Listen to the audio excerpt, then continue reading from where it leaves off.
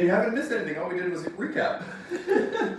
Who enjoyed the recap? Who enjoyed the Q&A, the wins? I thought that was great. I had a great time. But we really got to get going. Just because I extended it to 3 days doesn't mean we don't have to be efficient. We still have to be productive because the 3 days can fly by. So I'm going to refocus, get to work. Please submit all of your questions to Olga and the team. They're keeping an eye.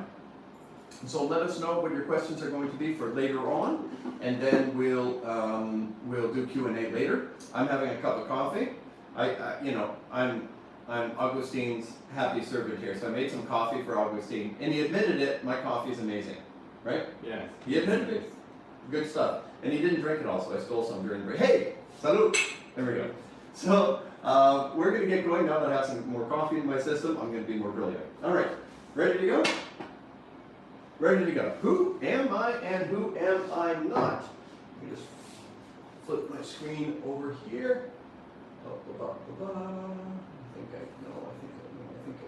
I can. Start this one from here. And Shazam. There we go. Back in business. All right, my friends. Type into the chat if you can see me and hear me and you can see the screen. If we're good, I will get back to work. So they can screenshot and share their favorite quote. Say that again? They can screenshot and share in SelfImage to spread the word. Ah. That's one way to share the love. So Augustine was just saying that at any moment you could do a screenshot, and if you don't know how to do that, I can't help you. But I'm told that you can do a screenshot. And if you do a screenshot of anything, like a quote that's on the screen, or a flip chart thing, or me making a funny face, and then you can simply take that and share that on social media, and people are like, whoa, that looks like fun, or whatever, and then they can jump in. So just capture and share. We're gonna do that and create like contests. So if whoever shares the most on social media to get the word out, we're gonna give you some kind of prize. I don't know. We'll figure stuff out. But if you'll be kind enough to do it in the meantime, we'll figure out how to reward you later. The universe will reward you. How do you like that? God will bless you. All right, here we go. Who am I? Who am I not?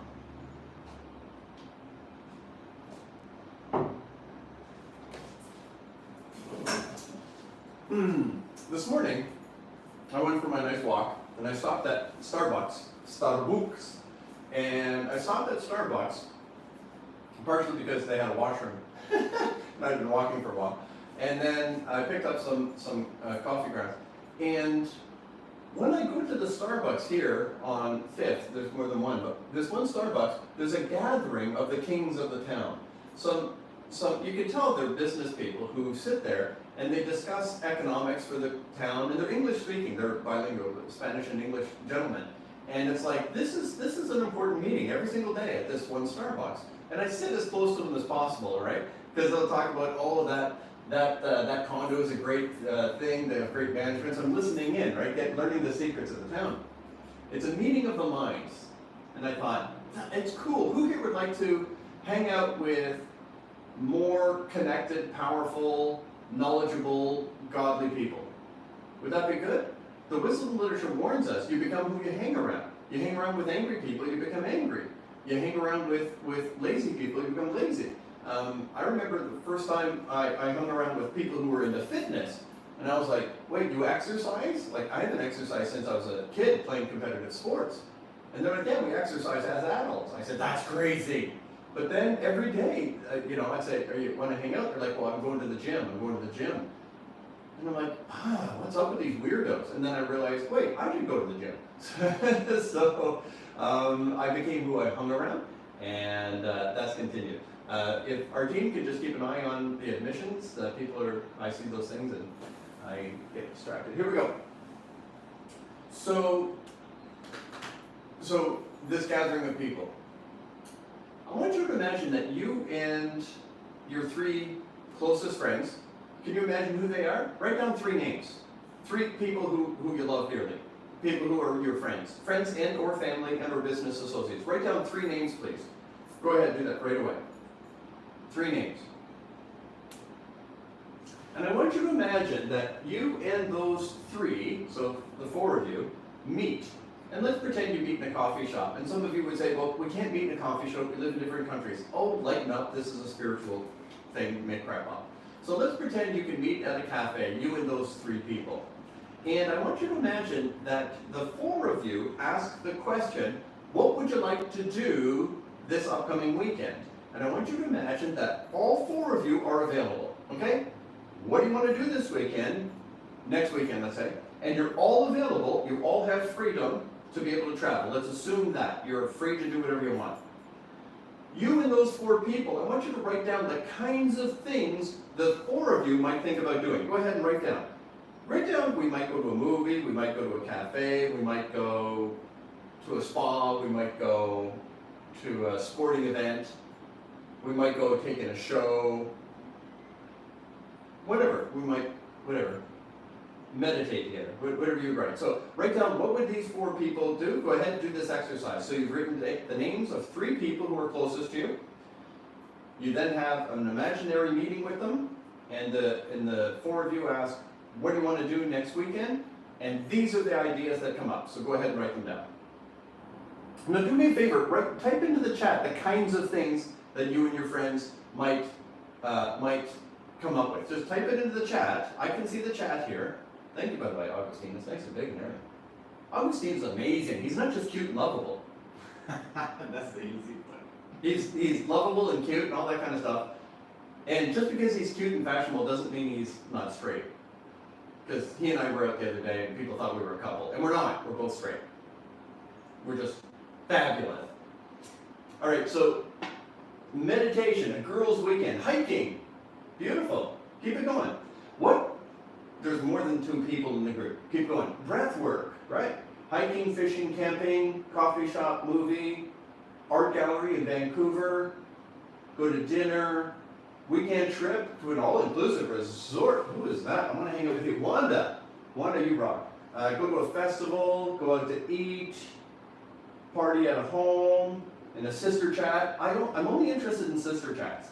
You know, I am a straight guy, but the only events I want to go to are the all-girls events. But I think it's because I'm straight and single. Go for walks, coffee, shopping, concert. Some people actually listen when they do that. Shopping at a high-end store and an upscale. Thank you, Diane. Diane's like, not shopping like widgets. I'm talking high-end. We're going big. Art gallery, go dance in the park. Beatrice, going dancing in the park. You rock. Amiga. All right. So now, what I'd like you to do is I want you to imagine a slightly different group. I want you to imagine that now it's a new meeting.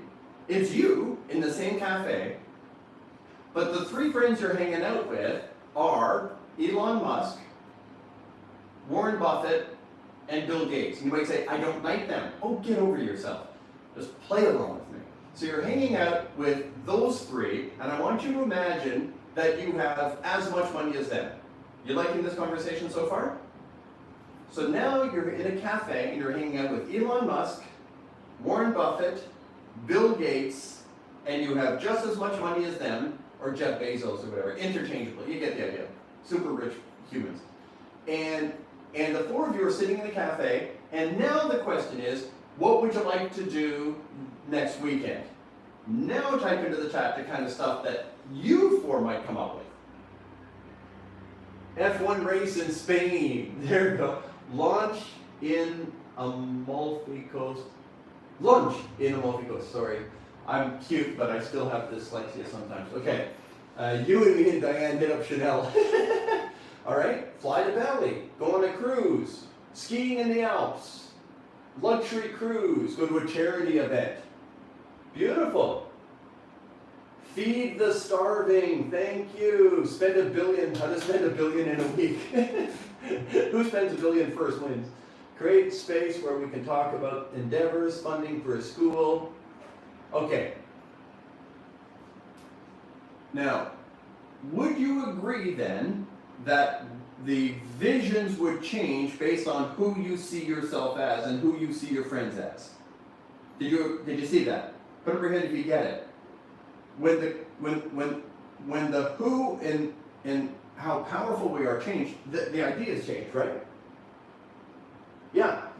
Get clean water to a country that needs it. Okay. Who you are matters. Write this down. How I see myself matters. If you see yourself as weak, needy, penniless, your vision can only be so big. When I was a janitor cleaning toilets, and I was encouraged by the audio cassettes to have a grander vision, my biggest vision was become a carpet cleaner. That was as high and lofty as my goals could be. And then once I hit carpet cleaner, then I could see the next peak, but I could only see as much as I could see from where I saw myself. So how you see yourself matters. And when you realize who you really are, how you see yourself is going to change dramatically. Or how you vision will change dramatically. So we're going to talk about who am I and who am I not. And with a clarified vision of who you are and who you are not, the vision of what's possible will change completely. Put up your hand, give me a wave if you understand what I just said. When you realize your capacity is dramatically different than what you used to think, your visions are dramatically different than what you used to see. So now let's tell you the truth about you. As you may recall, oh no, let's start with this. Let's do it this way. So first thing, what I'd like you to do, first exercise, please write down in no more than 4 lines, no less than 2. So 2 to 4 lines, just write down quickly. If I was to say, hi, who are you? Tell me about you. What would you say if you met somebody at an event tonight or a cafe and someone says, hey, hi, who are you? Go ahead and write down 2 lines minimum, 4 lines maximum. Who am I? Right. And I'm not talking about makeup, fancy stuff. I'm just, what do you normally say? Here I say, hola, mi nombre es James, soy canadiense, no hablo mucho español, lo siento. And then I say, I'm a writer. Yeah, I don't know enough Spanish. But go ahead and write down 2 to 4 lines. Who am I?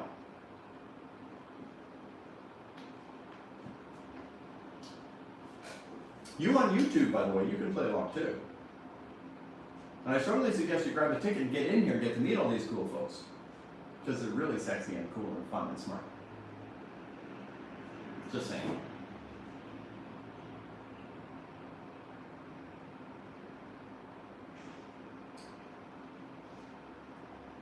Type into the chat done when you've got it done. When you've completed the task of 2 to 4 lines, 2 to 4 lines on who am I, just type into the chat done.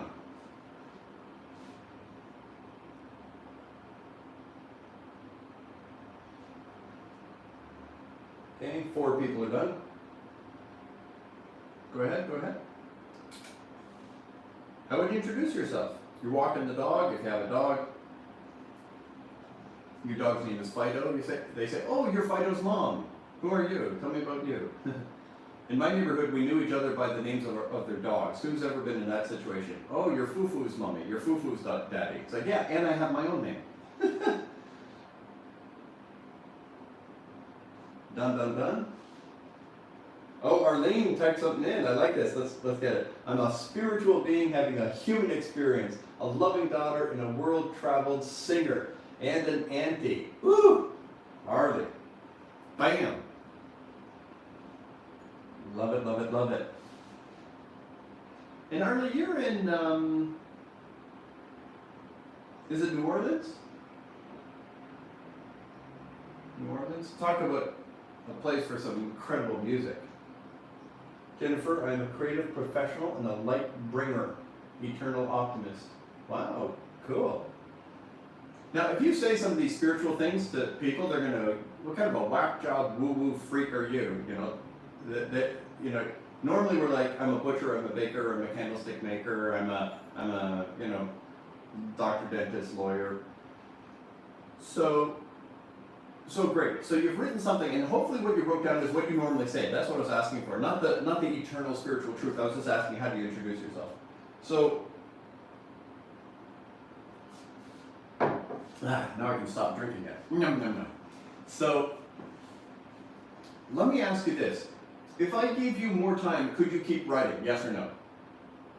If I said, put on the paper who you are, could you keep writing? Could you fill a page? Could you fill a couple of pages? Could you fill a book? And after you've filled pages or a book, is there any chance that anything that you write could encapsulate you?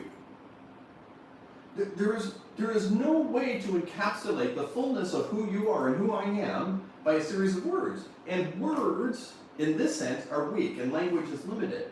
If someone asked you, do you know James MacNeil? You say, oh, yeah, the whole silly guy who does spiritual stuff. But do you know me? Do you really know me? You've heard of couples being married for 20 years, and then one of them says to the other one, I don't even know who you are. Well, if after 20 years you don't know who someone is, how can you think you know me after a couple of minutes? Or, I saw him on an online summit. So, to truly know someone, or to truly know ourselves, there's depth. Can we just get some humility there? That there's depth to the question, who am I? It goes deeper and wider than any explanation. And the label, Eckhart Tolle does a great thing on this. He says, the label blocks the fascination. When we put a label on something, we say we know what it is, but we don't really know what it is. And we put a label on a person, we say, oh, I know them, but we don't know them. Maybe if we didn't have a name, we would actually get to know each other better, because there would be more meaning to it. So I just want you to know at this moment, just because you know a name, a label, doesn't mean you know a person. And just because you can say I'm a doctor, a dentist, a lawyer, whatever, doesn't mean that explains who you are. So let's begin to ask the question, who am I? Because when we understand that, we get very, very excited, because that's a big and exciting question and a big and exciting answer. Okay, beautiful. Okay, don't mind me for a moment. Are we recording? We're recording, right? So just a little side note, everyone, sorry. My phone, I wanted to make sure that it was on Wi-Fi only. Put it on airplane mode so I'm not eating up all my data. I forgot to do that. Thank you, Billy. Yep. All right, we talked about our careers, and we talked about maybe our hobbies, but it's impossible to describe yourself fully, so it's kind of like a tough exercise to give you, but it's to make the point. So who you are is first of all, from the spirit world. Your spirit is inside of this physical body, and we've known this kind of thing forever. Like psychology, for an example. Psychology, psyche is the ghost inside the shell. Psychology is the study of the human inside of the being. So psychology is the study of your spirit, your spiritual self, or your soul. And yet psychology is anything but. It's almost always the study of mental illness. But psychology, the meaning of psychology is the logic around the spiritual. And so we've always known that we're spiritual beings inside of physical forms. If you study, I heard Jordan Peterson say last night on a video, he says, this is an older video, but he says, we understand the mind so much more. We've studied so much. You put people into an fMRI, you can watch the neural pathways light up. We can see the electricity of the mind. It's magnificent. They can study quantum physics and understand the mysteries of the universe. And yet, he said, we've made no progress in understanding consciousness. So write that down. The sciences, all of the rigors of science, are nowhere on consciousness, because they're trying to explain a spiritual thing with physical measurement tools. And so consciousness is the representation of your soul inside of this body. So who you are is beyond capturing in this time-space continuum. You are beyond that. And that's what consciousness is. This is your soul inside of this physical body. Right? So you are greater than what you appear. You know more than you know more than you know, you think more than you think, and you're tapped into powers you cannot even comprehend. So you are an individual soul inside of a physical body. Okay.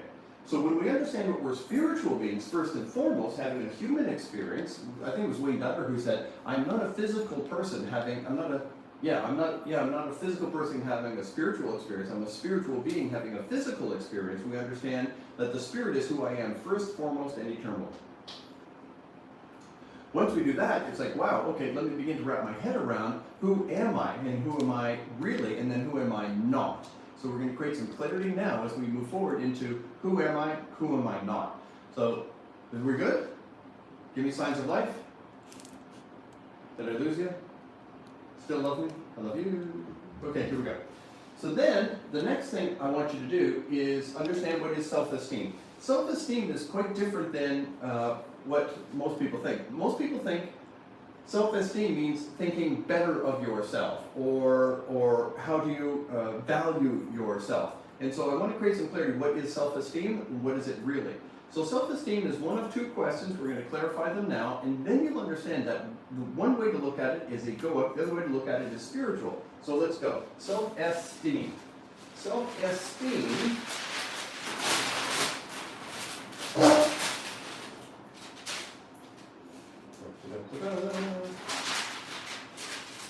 Self-esteem is answering one of two questions.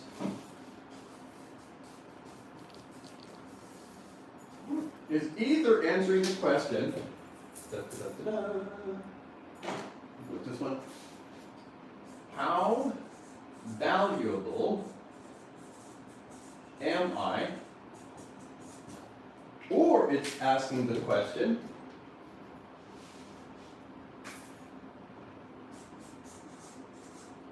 how do I feel about me? Completely different questions. Now, when I was a young man, I was battling depression and suicidal thoughts, as I mentioned, coming from my challenging background. And people were trying to cheer me up, well-meaning people. I started going to this really nice church, bunch of rich, happy, loved people who all drove nice cars and dressed well. And I was like, I did not fit in. But they were being very kind, like taking in this homeless person. And I wasn't quite homeless, but I had the manners of one. And they were coaching me on how to be a civilized human being and seeking to help me out. And if I was depressed or whatever, whining, they would say, you know, excuse me, people were saying to me, you should feel better about yourself. You know, you're better than that. And I used to be very intimidated around wealthy people or loved people or academic people. Very intimidated. And I always felt like I didn't belong. And so they would say, you know, James, you're as good as them. So I want you to track with what I'm saying now. They said, you are as good as them. And then people would say, you've got to see yourself as better than them. You're better than them. I thought, better than them? And I thought, when does this end? Some people are better than other people. Some people are less valuable than other people. So when I ask the self-esteem question about how valuable am I, what I'm saying is, I believe in the varying values of humanity. That's what that's saying. That means I believe some people are more valuable and some people are less valuable. Now this is the ego. The ego says there are some people who are more valuable than other people. Well, this is a trap. No one's more valuable than you and no one's less valuable than you. We're equally and infinitely valuable. Can I get an amen on that? We're equally and infinitely valuable. You couldn't put a price tag on a human being. We're all equally and infinitely valuable. But the ego, if the ego believes in the varying values, it always seeks to impress those above, control those below, and use or ignore the rest. And you say, wow, you just explained most of my relationships. Who here has had relationships where you felt like you were just being used or ignored? Some people try and impress you, some people try and control you, and that's the world you lived in. Well, this is the egoic experience. That people think there's a varying value in humanity. They seek to impress those above, control those below, or use it or ignore the rest. You know, you meet people and you realize they have no interest in you. They're only interested in what you can do for them or what you can give them. It's like the moment they don't see money in your pocket, or they don't think you can be an ego enhancement tool. Like some people will make friends with you because being around you raises their standard in society, makes them look good because they're your friend. When you realize these people aren't actually your friends, it's really hurtful. And so this is the norm, sadly. the egoic version of self-esteem is very common.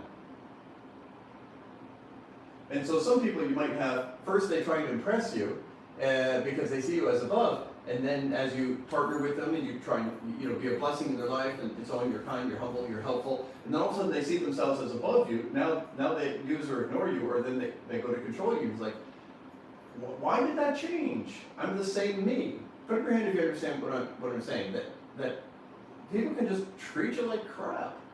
And so when we get rid of the egoic perspective and we ask the real question, which is, how do I feel about myself? Now we're on track to have some huge good things happen. So self-esteem, the real question is, how do I feel about me? And the secret to healthy self-esteem is, because we're all our own worst judge, right? So the secret to, or one of the secrets to healthy self-esteem is make and keep promises. Make and keep promises. So when a person is completely shattered and they're hospitalized in mental health, kind of situations, and they've lost all hope, they've lost all meaning, they've lost all whatever desire to live, and they're depressed and they're in a mental health facility, and the person is completely shut down. When I was a kid, they called it mental breakdowns. I don't know if they don't use these terms anymore. But some of you have heard these terms. And there's such a thing as having a mental breakdown. When I was a kid, that's what they used to call it. And when someone was in that state, I found out, because there were people in my life who ended up in that state, and I visited them. I was not one of those people who were hospitalized for that, although perhaps I should have been. I remember visiting, and I found out what they do. So get this. When someone is completely broken, they have no self-esteem, no self-love, no hope for the future, they're broken, they're shattered. Here's what they do to help this person come back to life. So listen to this. The doctor will come in and say, so, how are you feeling today? Person, because they're so hopeless, they're like, right? Say, okay. So what have you done today? What have you done? Nothing. And then they say, okay, so let's define nothing. Did you watch TV? I don't know. So, but did you watch some? Did you like anything? I don't know. Right? You hear it? It's like there's no life. Then they'll say something like, did you look out the window? No. Would you be interested in looking out the window? I don't know. Then they'll say, okay, did you go to the bathroom? Yeah. Did you go to the bathroom or just go to the bathroom? The person says, no, I went to the bathroom. Okay. So they say, so what do you think about tomorrow, making it your goal for the day to walk 5 steps, touch the glass, and look out the window? Are you willing to make that your goal for tomorrow? And if the person says, yeah, I'm willing to do that, they have 24 hours to accomplish the goal, and if you know anything about low self-esteem, they're going to wait to the end of the day to walk the 5 steps, to get it done. All that heavy lifting of work, they're going to do the 5 steps before they pass out at the end of the day. Put up your hand if you understand what I'm saying. Like, it's like this huge job. Well, here's what I found out. The next day, they have more life. The next day, they've got a little spring in their step, even if they're not stepping. And the doctor comes in and says, so, how are you? They're like, good. Did you look out the window? Yes. Do you hear that? Yes, I did. I made a commitment and I did it. I'm not powerless. I'm not hopeless. I can do stuff. And then they progress from going to the bathroom, going to the window, stepping outside of the room, walking down the hall, 1 door, 4 doors, all the way around, and they rebuild the soul, rebuild the psyche, 1 promise at a time. Write that down. 1 promise at a time. Now, you look at someone like Elon Musk right now. He bought Twitter. Did he pull that off, do you know? Is that closed? It was back and forth, but I think they caved and they gave into his demands, so he's in, I think. Well, when he buys something like Twitter, he's not doing it for no reason. I mean, listen, if I had, buy Twitter stock. If he's in, I'm buying it. And everything to do with Twitter is about to get cool. And he's got big plans, I'm sure. So, what gives him the confidence to do that? I'll tell you what gives him the confidence. He reinvented money online with PayPal. He invented reusable rockets that the world couldn't figure out. He invented the world's most successful car company based on electric, which was nothing, nowhere. Every invention was bought and buried by the oil companies. Forgive me if maybe I'm wrong, but anyways, he's done the impossible time and time and time again. So when he looked at social media and said it can be better, he's fearless because he can make a promise and keep it. Put up your hand if you understand what I'm saying. You want to be powerful? Make promises and keep them and level up. Was this valuable? Show me some love. Is that valuable? Make a promise and keep it. Make a promise, keep it. Make a promise, keep it. Bigger, bigger, bigger, bigger, bigger. Until you know that you can say, well, next year I'm going to make $1 billion. And you know you're going to because everything else you said you're going to do, you do. Make a promise and keep it. Make a promise and keep it. Make a promise and keep it. Self-discipline and self-control. We're going to talk about that. Builds the self-esteem like nothing. Nothing else. Get your self-respect by earning your self-respect. And part of this, by the way, you have to forgive yourself, which we did yesterday. Drop all the negative crap from the past. Now build. Now build, build, build, build, build. All right. So that's self-esteem. Next is self-image. Self-image is how I see myself. That's the question of self-image. Self-image is how I see myself.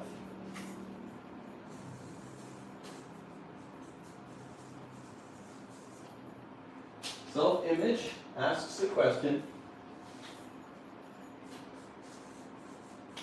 how do I see myself? And this is what we're expanding on now by making it clear that you're actually a spiritual being currently existing in physical form. Unlike any of the animals, they don't have the consciousness that we have, the levels of consciousness. A dog may know that it's in the room, but a dog cannot step back and say, I know that I'm in the room. So we know that we're in the room, and we know that we're in the room. We can catch ourselves being angry. Well, who caught who? Are there more than one of me in there? If there's levels of consciousness to us that the animal kingdom does not have. We become emotionally attached to ideas that do not actually exist in the physical world. When you have a dream that fails, a relationship that fails, or a business that fails, you're actually going to grieving. Why? Because you were emotionally attached to something that didn't exist. This is all part of the spiritual being that we are, which is unlike anything. So once you start seeing this, when you see who you really are, you can now see a grander vision of what you can do. So self-image is very important. And when it comes to self-image, I want you to know that you don't have one self-image, you have 1,000,000 self-images. You have 1,000,000 self-images. If I ask you, okay, let me do this. Oh, the YouTube. You put the YouTube in there? Thank you, Kim. Thank you, Augustine. Thank you, Olga. Thank you, volunteers. Can you put some love into the chat for all of our volunteers around the world? Angel Kim, Grandma Loving, thank you. All of our angels. For those of you who are not doing the 30-day miracle challenge, if you're not in our DreamLife community, I highly encourage it. Can anyone give some shout-outs to the 30-day miracle challenge and what an impact that's had on your life? It's life transforming, family transforming, economics transforming, physical health transforming, spiritual life transforming. 30-day miracle challenge and our angels have been changing the world. You know, when I started it was me and maybe 30 people, max. And I ran them live every day. And I didn't stop. Lisa, you remember, I was doing it every day for over a year. And they were actually, the volunteers were placing bets that I would never leave. Because I loved it. Even though we recorded it, I just kept coming on live. And then they're like, James, you got other stuff to do. Jennifer Warnock got the job. Let's give it up for Jennifer. Congratulations, got the job. So miracles every single day. Our 30-day miracle challenge is working for you. And anyone who's not in it, I'll give you an invite to the DreamLife community if you're not already in it. I'll do that later on. So back to self-image. If you have, let me do this. Put up your hand if you're a good dancer. Or type into the chat if you're a good dancer. Type me. Beatrice is like, come on, gringo, you know I can dance. My hips don't lie. She's gonna go dancing in the park. Type in me if you can dance.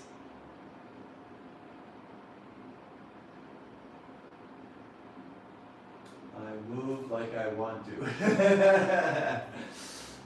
I like to move it, move it. I like to move it, move it. I like to, sorry, don't trust me. I'm a karaoke monster. All right, so now type in, if you can play a musical instrument, type in me. If you can play any musical instrument other than the radio. You know, I play the radio. No, that doesn't count. I'm talking about like drums or clarinet or guitar or keyboards or something. Xylophone, right? Flute, saxophone, clarinet, nice.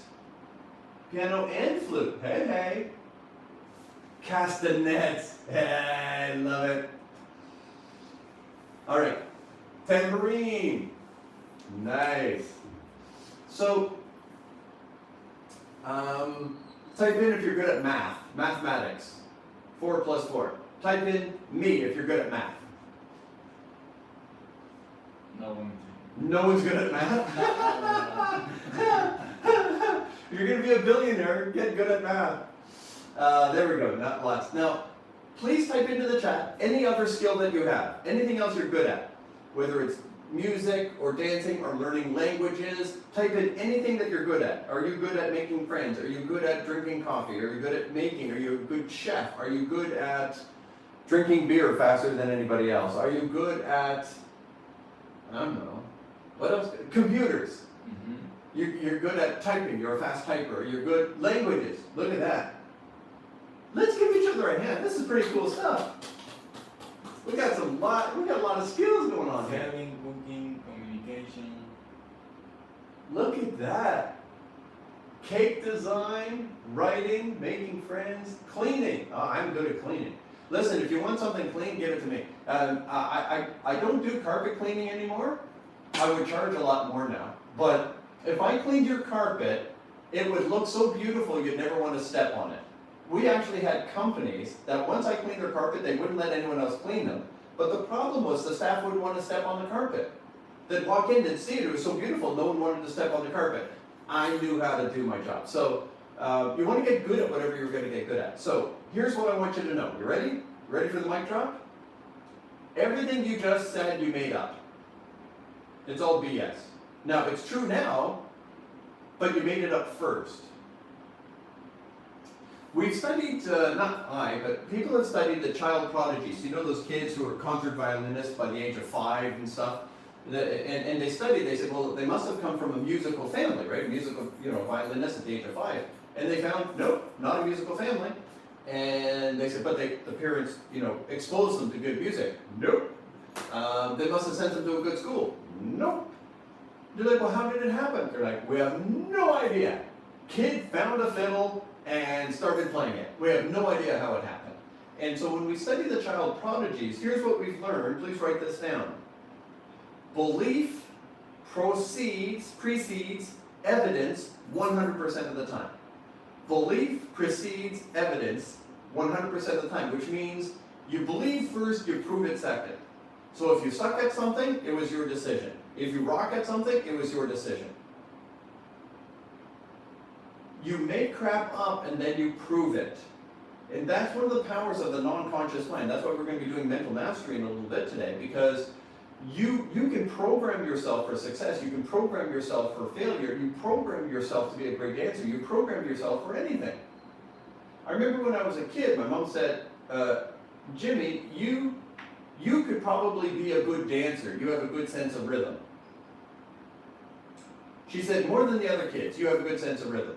Now, I don't know if she made that up, but it was an idea that got into my head, and I said, okay, then I became a dancer. And I would go into a club when I was in my late teens.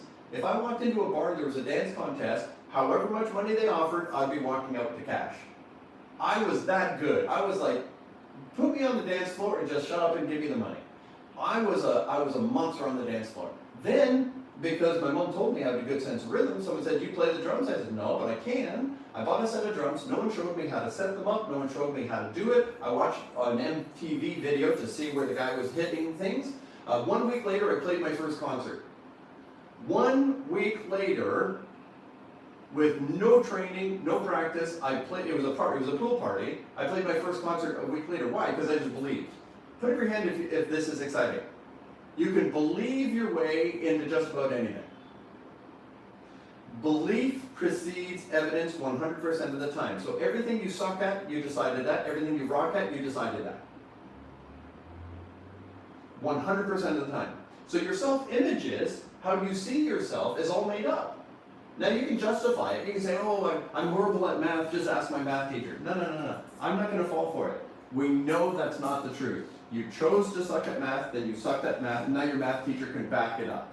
But you chose it first, behaved it second. That's what we know is always true. So self-image is just stuff we made up, and you can make up better stuff. Are you liking this? This encouraging? Good news? Once you take responsibility, you actually realize you have power. Next is a self-ideal. Everyone has a self-ideal, and this too can be spiritual or egoic. So you can have a self-ideal of seeing yourself as a great and powerful and wonderful and brilliant and kind and loving and good and holy and all that. You can have that image. Now, and we're going to talk about your purpose, right? Why are you here on earth? And when we do, you might get a little intimidated and say, well, how am I going to pull all of this off? So your purpose is your passion, not your pressure. When you see an image of your ideal, the ego now says, aha, look how much you suck compared to that. You'll never do that. How are you supposed to do that? You'll never be what you could be, what you should be. The ego can use your self-ideal and beat you up for it and actually cause you a lot of pain and move you in the wrong direction. Or your soul can say, I'm so grateful, this is who I am. Now I'm like the sculptor, just chipping away all the stuff that isn't me until the whole, true, beautiful me is revealed. Did you pick up what I just put down? I am not trying to become something. I am something. What I'm working on is removing everything that's not me.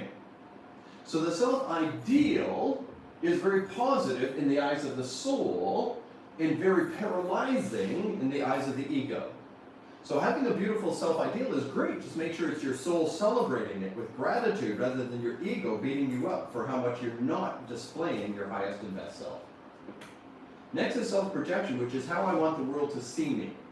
How I want the world to see me is called self-projection. So you show us what you choose to show us, and I show you what I choose to show you. And when it comes to, especially mass media, social media, and so on, people can't get the whole you. Just like an actor is typecast, like that's a good guy, that's a bad guy, that's a seductress, this is an intellectual, this one looks like a corporate bad guy or whatever, and they just fall into these roles and then they're typecast.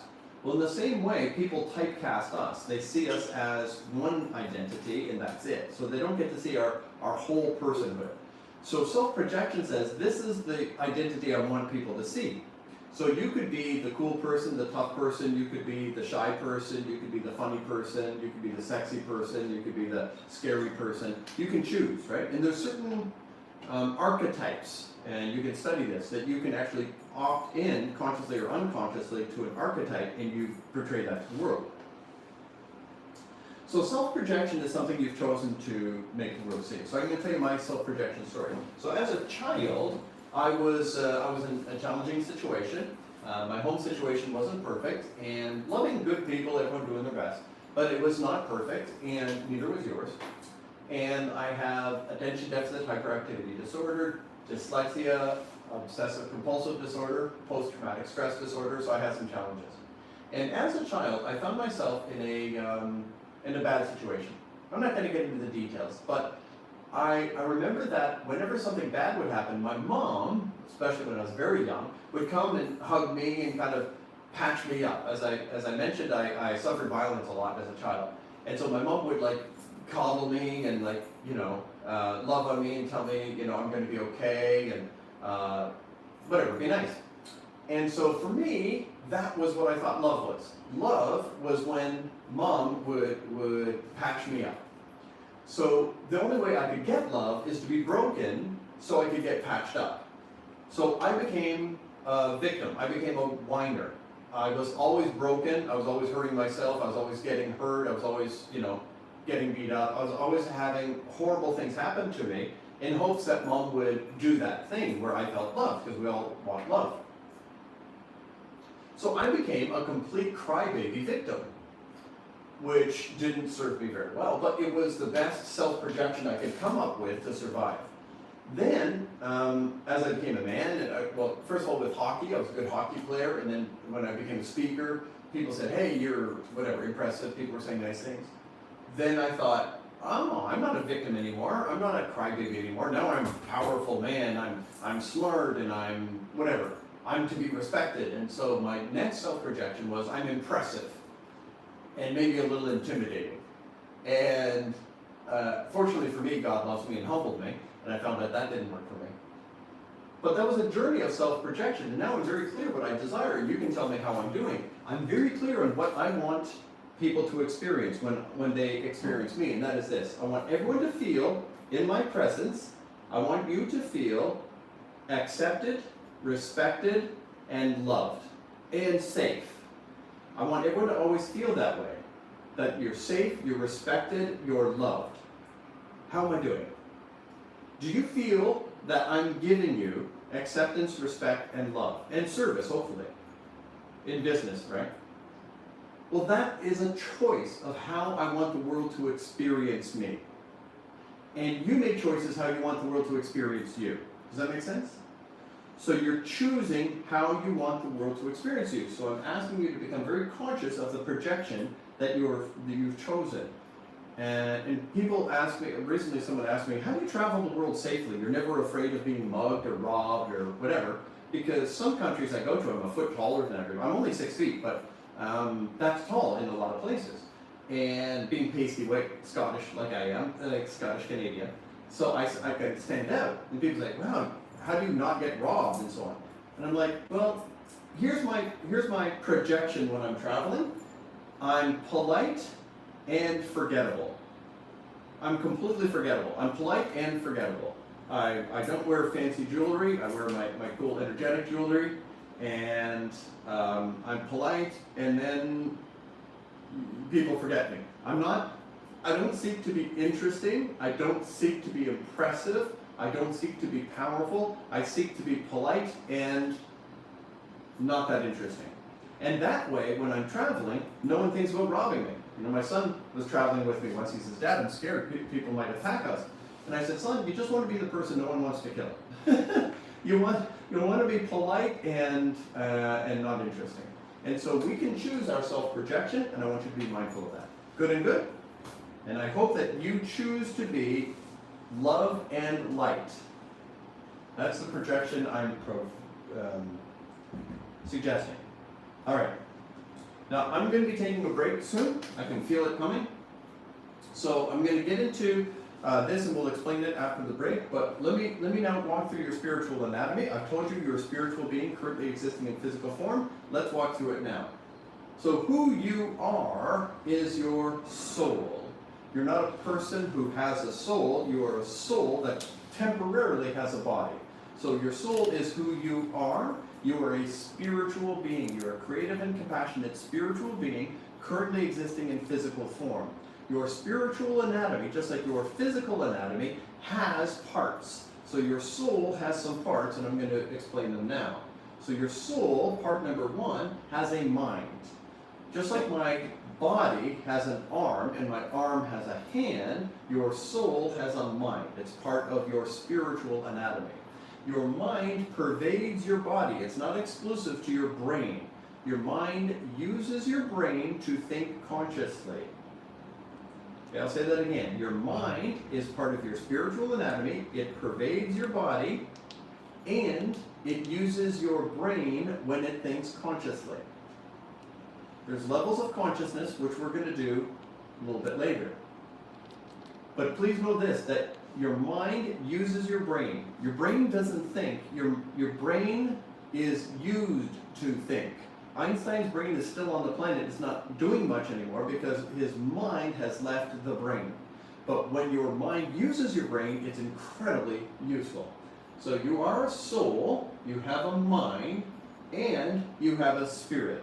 Now, in a lot of the wisdom literature, there's no distinction between soul and spirit. Some people think they're synonymous, and they seem to be synonymous.